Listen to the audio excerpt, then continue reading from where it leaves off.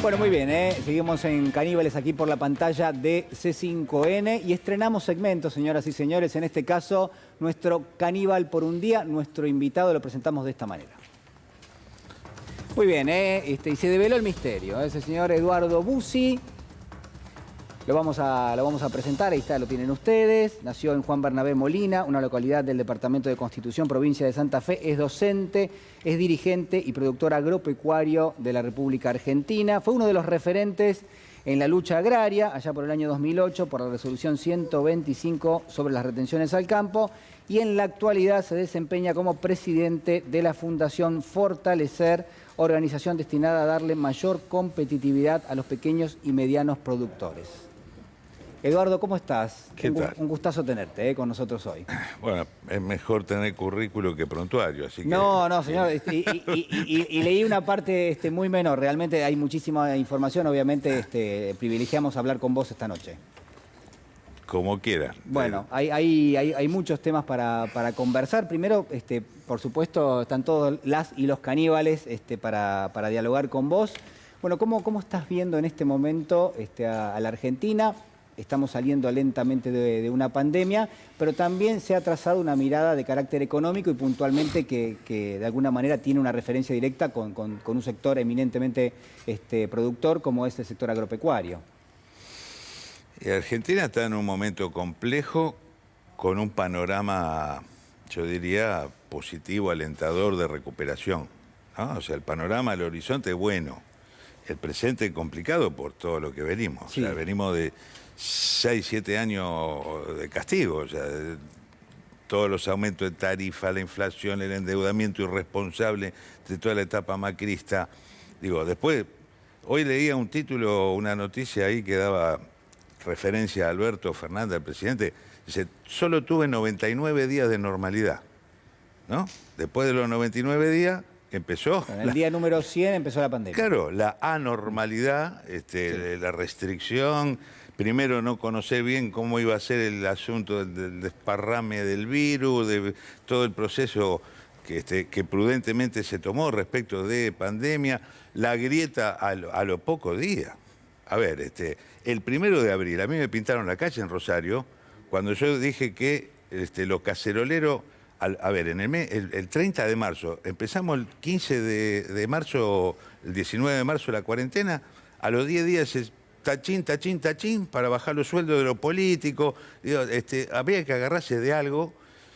Entonces yo digo, salíamos a las 9 de la noche, aplaudían a los médicos, estábamos haciendo un esfuerzo todo disciplinadamente, sí. Y a las 21:30 salían los caceroleros para bajar los sueldos de los políticos, o sea, de algún lado se tenía que agarrar. Y ahí empezó, yo me acuerdo de una declaración que le hice al gato silvestre, justamente. Digo, mira, estos caceroleros son 4 boludos que lo que hacen es confundir a la gente. Digo, estábamos empezando a luchar contra un enemigo desconocido. Bueno, me pintaron la calle, me hicieron un chiquero ahí en la ciudad de Rosario. Y ahí nos metimos en un proceso donde había que emitir... porque la economía se paró, porque digamos, la asistencia social era una necesidad y es una necesidad, y la emisión es una necesidad. Y yo digo una cosa, si no fuera porque hay un gobierno peronista, porque hay organizaciones sociales, porque hay movimiento obrero organizado, porque hay intendentes, gobernadores, hay todo un tramado que está conteniendo, este país se estaría prendiendo fuego. Esto es lo que estaría pasando. Entonces... es un momento complejo, la emisión fue una necesidad, las consecuencias sí, tiene un impacto en la inflación, sí. Pero, digamos, pero hay que poner prioridad, y lo que ha hecho este gobierno es arregló con el Fondo Monetario, arregló con los acreedores, está en una etapa, digamos, de normalización de la economía que va a llevar tiempo. Y bueno, y hay una expectativa por delante. Yo digo, si no fuese por esta experiencia política que está gobernando, la Argentina estaría muy complicada. Entonces digo, hay que bancar esto, hay que dejarse de joder con los anticuarentena, los antivacunas, sí. Todo este tipo de expresiones que lo único que hacen es traer confusión. Este es un momento donde hay que tratar de aportar para salir de la crisis. Bueno, ahora el doctor Aníbal Fernández seguramente quiere hacer un comentario, pero quiero antes mostrarles este tuit de quien preside hoy la Sociedad Rural Argentina, porque Eduardo Bussi está hablando de, en términos de comprender la situación. Nicolás Pino dice, hoy nos juntamos con la comisión de enlace en Santa Fe y vamos a empezar a plantearnos un plan de medidas que van a ir creciendo en su contenido y en su forma, porque realmente los productores están muy enojados y muy preocupados, al igual que los industriales. Aníbal. A ver, Eduardo, un gusto de verte. Nos conocemos desde 2002, que yo fui ministro de Producción del doctor Duhalde, y desde allí estamos haciendo cosas juntos. Algunas veces de acuerdo, otras veces en desacuerdo, nunca lejos. Sí. Eduardo representó a la Federación Agraria, nace en 1902 en el Grito de Alcorta, precisamente porque tuvo una cosecha récord y los chacareros cagados de hambre. Entonces, una definición más gráfica inclusive imposible de lo que sucedía a la Argentina y de lo que puede estar pasando. Esto que estamos viendo no es otra cosa que un poquito la continuación de lo que vino diciendo la semana pasada, porque este señor, que es el titular de la Sociedad Rural Argentina, sin tener una hectárea de tierra, con lo cual es un genio, ¿no? Evidentemente las cosas las hace bien, sabe de qué se trata.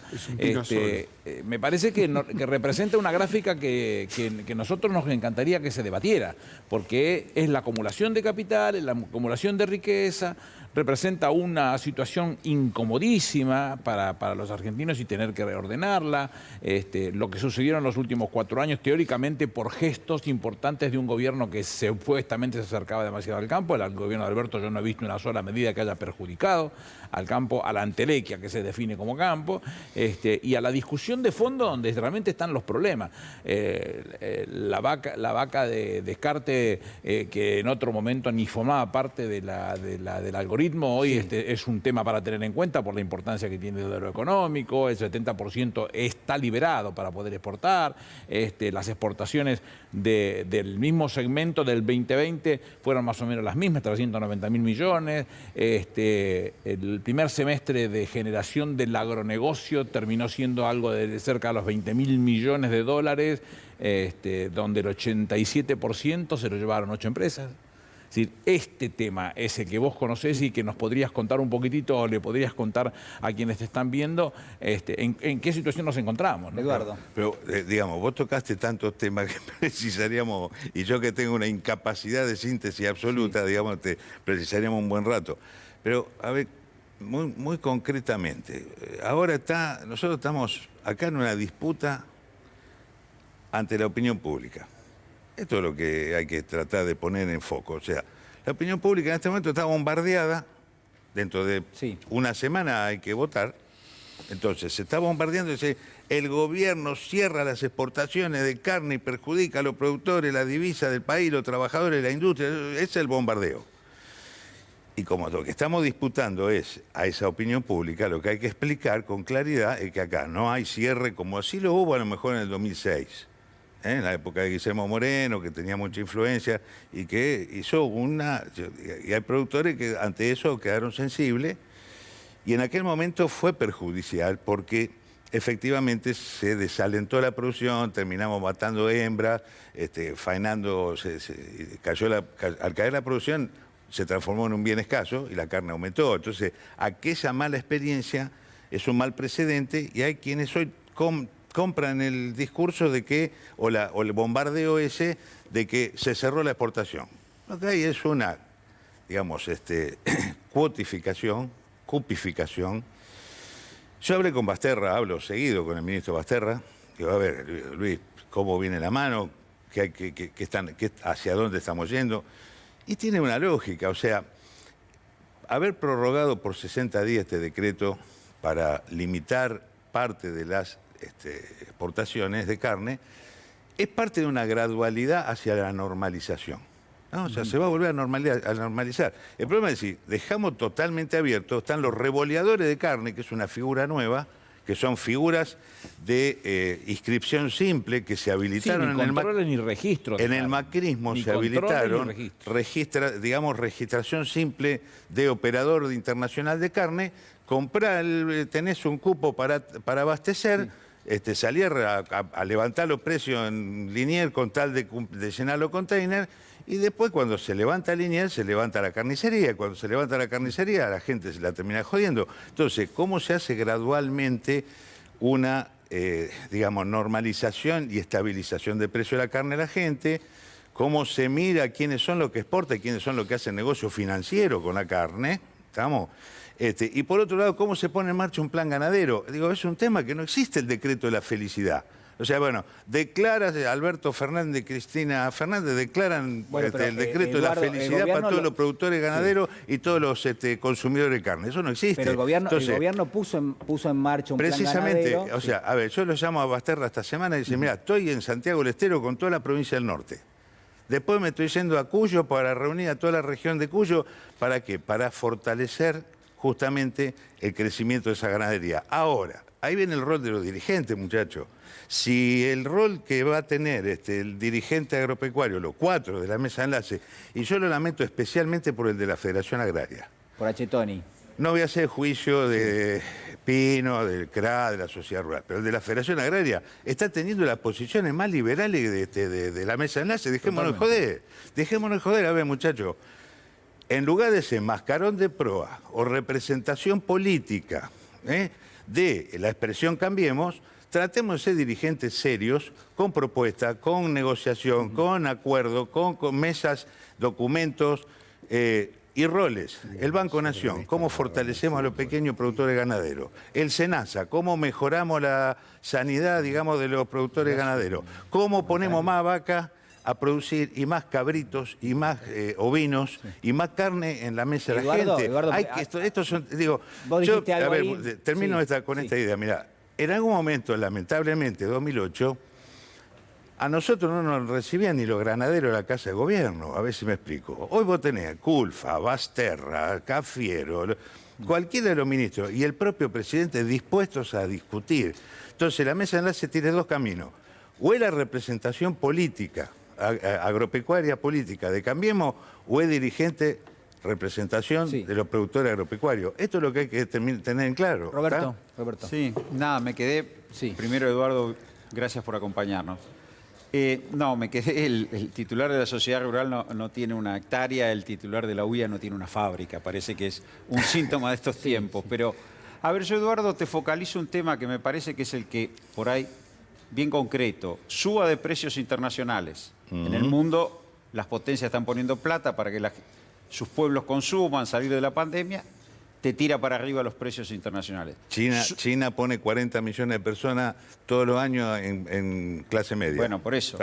Suba de los precios internos. Es decir, la canasta básica alimentaria de diciembre del 19 a julio de este año aumentó 86%, de 12.400 pesos a 23.000 para hogar de tres integrantes. Es decir, una suba de la canasta básica alimentaria del 86, paralelo a la atracción de demanda externa que provoca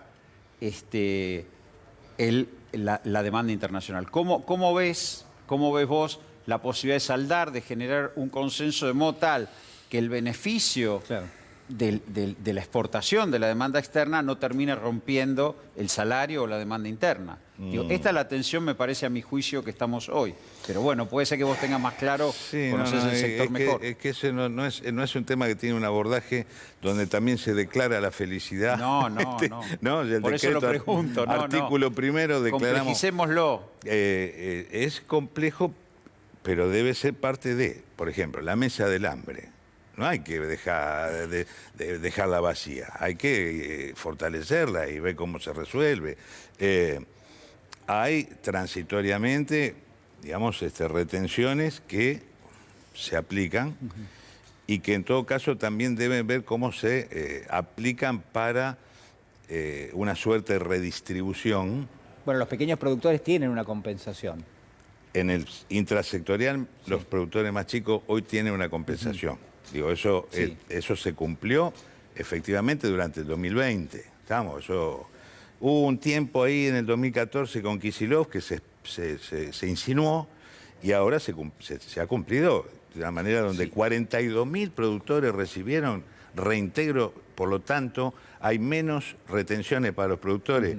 más medianos y pequeños que para los grandes pools de siembra, digamos, ¿no? Entonces, pero parte de esos 900.000 millones de pesos que hay de retenciones, también deben formar parte de atender a lo más vulnerable. Ejemplo. O sea, a ver, primero hay que aumentar la producción, segundo, el impuesto a la riqueza me parece que es una sabia medida en el marco del contexto donde estamos, ¿no? O sea, que ponga más lo que más tienen.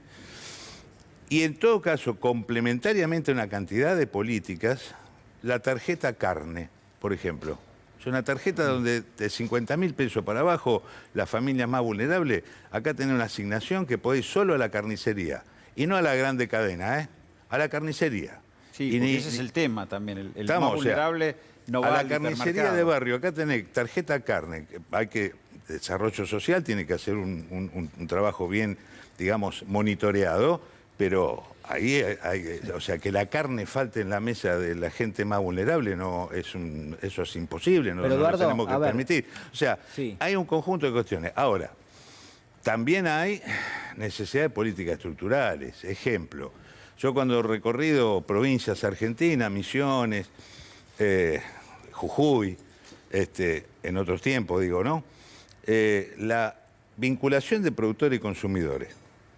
Digo, eso debería ser una política pública. Como existe de algún modo en el mercado central una expresión, en todas las plazas públicas, los municipios, tenemos que organizar las pymes alimentarias y los productores vinculados directamente con los consumidores. Yo lo he visto en Múnich. Un lunes, llego un fin de semana, me levanto el lunes, la principal plaza de Múnich, con los puestos de los productores, los chacinados, la verdura, la fruta y las señoras alemanas yendo a comprar directamente a los productores y a las pymes. O sea, si se puede hacer en Múnich, que es el estado más desarrollado de Europa, se puede hacer en Berazategui, en Florencio Varela, en Quilmes, acá que está el amigo. Digo, se tiene que hacer en todas las plazas. Entonces, la vinculación productores y consumidores, la cuestión del IVA en los alimentos, las cuestiones, digamos, de fondos compensadores específicos, ¿para qué? Para que el maíz y la harina de soja no termine encareciendo el alimento de las vacas. Eduardo, y ahí se necesita una figura que retome aspectos, ojo con esto, pues Bussi propone la Junta Nacional de Grano, pero aspectos que supo cumplir la Junta de Grano en otro momento. Eduardo. Perdón. Viste, yo tengo esto. No, porque es interesante preguntarte, digamos. Sino también, digo, me parece importante que podamos preguntarte y que podamos retomar los temas que son importantes. Claramente vos estás proponiendo muchas cosas. Lo primero que a uno le surge es, bueno, pero esto que vos estás proponiendo, ¿no hay una dirigencia, no hay una mesa de enlace, no hay un diálogo, no están las propuestas? O déjame preguntarte algo. No estamos hablando en términos generales, vos recién decías, bueno, hay una especie de germen ideológico adentro de la mesa de enlace que hace que en este momento ellos decidan presentar, digamos, la discusión. Uno podría pensar porque en términos generales estamos en la previa electoral. A ver, el lunes de esta semana que pasó, la mesa de enlace se reúne con el candidato a senador de Santa Fe, Corral, y de ahí salen con, digamos, con la idea de retomar la protesta, mientras la Asociación Agroindustrial Argentina dice audiencia. Queremos juntarnos con el presidente para ver cómo se resuelve el tema de la carne. O sea, hay sectores empresarios que dicen vamos a buscar soluciones y hay otro que dice vamos a protestar porque con eso le regalaron los títulos a los multimedios y a las redes sociales para que hagan oposición, muchachos. Y un mes atrás, digamos, hay una convocatoria el 9 de junio en San Nicolás. La convocatoria, digo, legítima, si no hay conformidad se pueden convocar, discutir, yo no cuestiono eso. Ahora, aparece la Patricia Bullrich montada a caballo de una manera caricaturesca y grotesca, digamos, dándole el verdadero contenido que estaba teniendo eso. O sea, en lugar de ser una convocatoria de reclamo, termina siendo un conglomerado de oposición política partidaria. Esto es lo que terminó pasando. Entonces, muchachos, hay que ser muy cuidadosos. Que haga acá el Aldón Pirulero, cada cual atiende su juego. Pero si decimos representar a los productores, hay que ser cuidadoso en cómo es la metodología y los tiempos. Estamos a una semana de elecciones, no hay que prestarse a confusión. La opinión pública, que es lo que se está disputando en este momento, tiene que recibir con claridad mensajes, digamos, donde quede claro que queremos resolver los problemas de la gente en lugar de acumular para una agrupación política porque le molesta al gobierno peronista que está gobernando. ¿Está? Bueno, toda una definición. Aníbal, sí, la definición está calzada con lo dicho por Pino, titular de la Sociedad Rural Argentina, que es el que termina diciendo que las decisiones que toma, en este caso Basterra, por decisión de Alberto Fernández, presidente de la Nación, de tener que volver a dictar un decreto que prorrogue 2 meses más las situaciones el objetivo formal es desacelerar los precios. Una visión bien clarita. Pero si nosotros miramos lo que pasa con China, con la vaca de descarte, hoy está prácticamente recompuesto ese mercado, no es un problema. Y lo que dice este señor Pino es, lo que pasa que lo del presidente con esto es un tema ideológico. Y sí es ideológico, señor. Claro, le guste o no le guste, es ideológico. Lo que vos recién decías, sin que nosotros nos hayamos puesto de acuerdo, es que a mí me satisface saber que en todos los hogares se come carne. Claro, que el pueblo coma carne.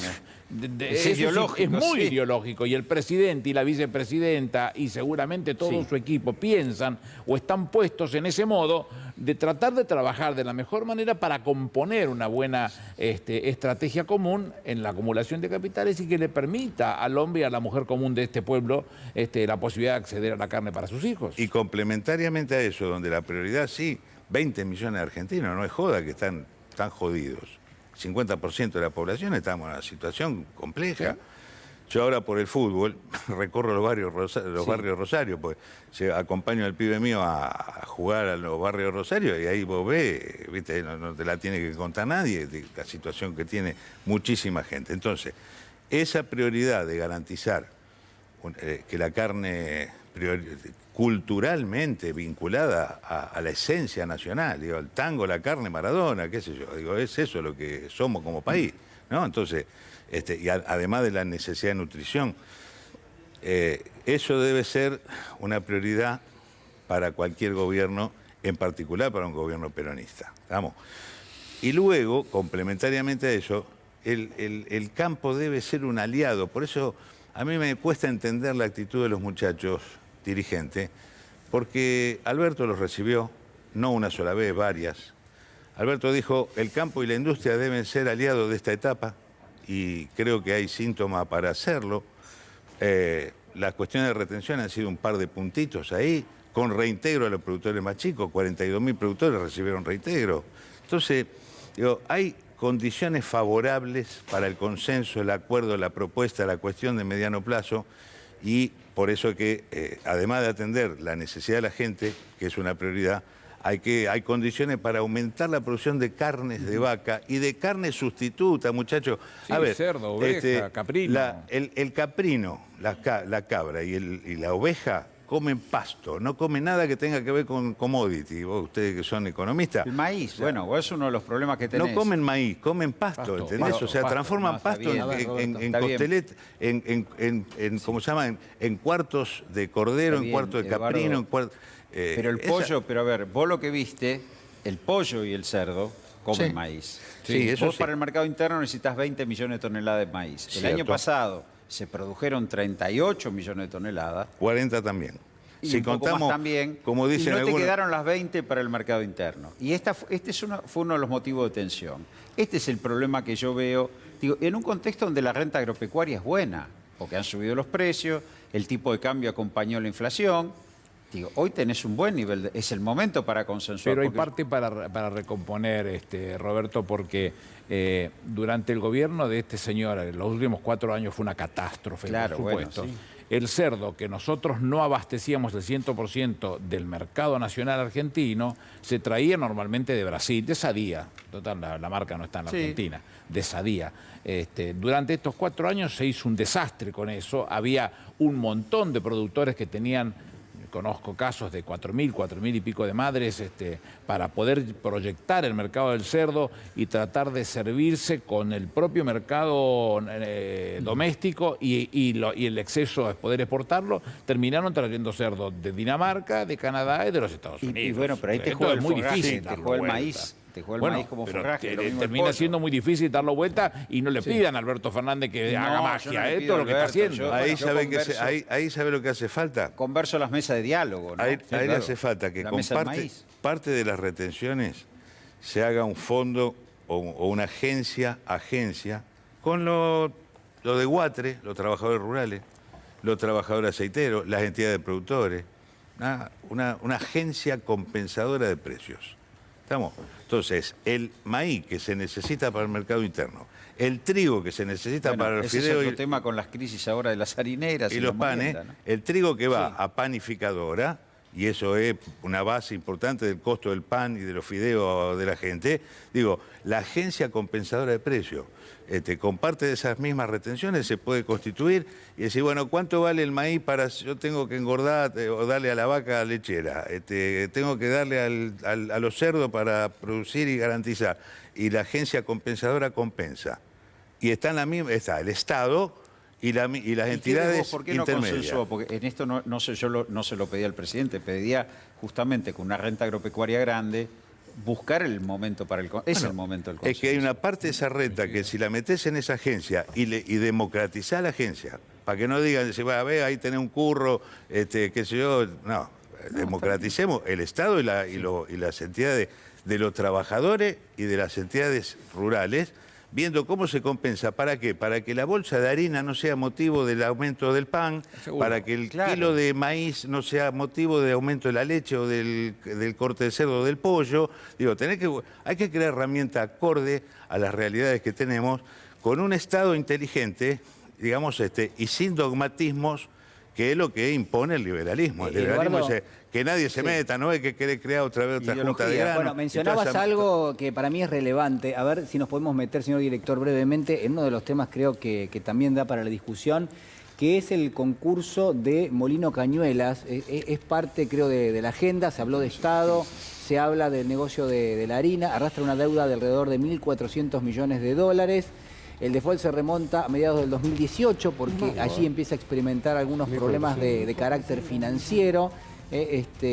Parte de los problemas, estamos poniendo allí, se experimentan a través de lo que fue la expansión vertiginosa del endeudamiento en dólares, y esto es importante, ¿no? Molino Cañuelas, cuyos dueños, voy a plantearlo en pregunta, por supuesto después lo desarrollaremos, no hay demasiado tiempo, tuvieron, vaya a saber, una relación directa con el expresidente Macri. La pregunta también es, ¿han financiado parte de la campaña del expresidente Macri en algún momento? ¿Han comprado, entre comillas, parte de los argumentos que hicieron que se financiaran en dólares y que después con los movimientos cambiarios, las devaluaciones, no pudiesen pagar ese dinero que habían tomado? Y en todo caso, una propuesta, ¿no? Porque llegado a este punto, la pregunta, hablaban de un Estado inteligente, ¿no? Y la pregunta es, bueno, ¿cómo tendría que resolverse esto?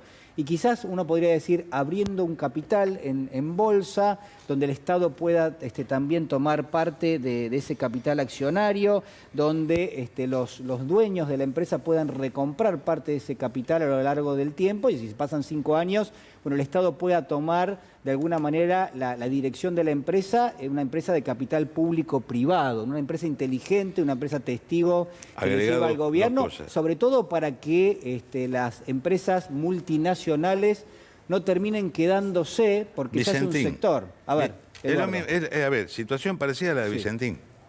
Parecida, o muy parecida. Muy parecida. Esta es más mercado internista. Más vinculada a la cuestión interna. Yo cuando el 6 de junio del año pasado lo veo a Alberto por televisión diciendo que iba a intervenir Vicentín y posiblemente, si era necesario, a expropiar. Digo, la palabra expropiación es una palabra compleja, polémica, pero la intervención. Digo, muchachos, pero yo fui el primero que salió a bancar con toda claridad esa intervención. Porque un pedazo no menor del comercio exterior de granos se iba a quedar las multinacionales, que son 4 o 5, Claro, son 4 o con 5 ese multinacionales pedazo. que se quedan Bueno, con ese negocio. Esto de Molino Cañuelas es una cuestión más o menos parecida, muchachos. Ahí hay que tocarle también la campana a Kicillof en la provincia, gobierno provincial. Allá Perotti, medio a la rastra por obligación, pero tuvo que ir a ser parte, digamos, Sí. de la propuesta, de la búsqueda de solución. Lamentablemente el juez, que no sé si no es empleado de Vicentín ahí... Viene de serlo. ¿Eh? Viene de serlo. De la relación con Vicentín, primero con el Banco Nación y después con la justicia. Correcto. Bueno, ¿sabés cómo termina? La Sí. están carancheando, Vicentín, se la van a terminar, Totalmente. la desguazaron. Lamentablemente, debo decir esto con todo afecto y constructivamente, el gobierno mismo nacional no le puso toda la fuerza que había que ponerle al asunto. ¿Me explico? Entonces, habría que ir a fondo y realmente retomar Vicentín, incorporando el cooperativismo adentro. Bueno, lo que... Acá en Cañuelas lo mismo, hay que poner Agricultores Federados Argentinos, la Asociación de Cooperativas Argentina, la FECOFE, el cooperativismo que tiene que ver con el acopio de trigo entre Desarrollo, Azul, Tandil, donde salen los mejores trigos panificables. Digo, muchachos, vamos a hacer de Molino Cañuelas una empresa mixta del Estado Nacional, provincial y las cooperativas agropecuarias, más los trabajadores. Digamos, gestión... pero no dejemos ese pedazo de espacio para que se lo termine quedando Cargill. Bueno, pierde el importante, mercado. ¿Estamos de importante acuerdo? la declaración. Yo comparto, sí. Eduardo, la verdad que te agradecemos muchísimo. Nos quedamos sin tiempo, pero la verdad, un gustazo tenerte. Yo con la verdad nosotros. que agradecido que me han dejado hablar de esta manera, muchachos. La pasaste bien, entonces. Bueno, la verdad que te agradecemos mucho. Nosotros Gracias. hacemos una pequeña pausa, ¿les parece? Ya regresamos.